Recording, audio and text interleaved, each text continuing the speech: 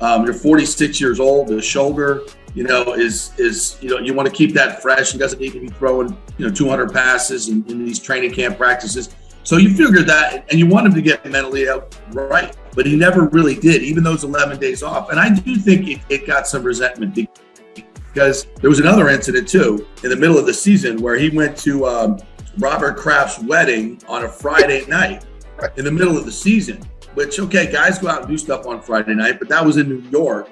And if the team allowed him to meet the team in Pittsburgh, right, instead of coming back to Tampa and then flying with the team, the morning walk through, all that stuff, being with the team, he was allowed to just meet them in Pittsburgh. And they went out and lost to a Pittsburgh team that had a bunch of UPS guys playing in the secondary because they had so many injuries. Right. And it was a pathetic performance, and they lost the next week to Carolina. And people, they're all going to say, oh, it had nothing to do with Brady. I don't believe that. I think players were pissed. I think exactly what you said. I think some other players were like, look, we're not playing that well anyway.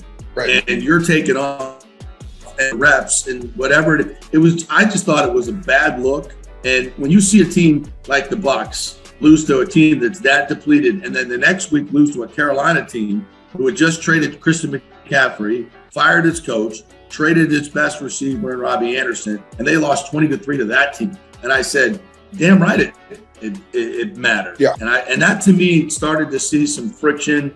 There was a video that the Bucs put out the other day, which was very curious, of when Tom Brady was mic'd up on the sideline and in the huddle.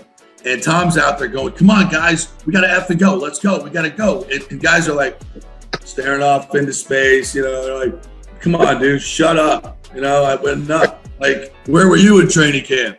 Right. It's just like they had tuned him out. He would, if you can believe this, it just seemed weird.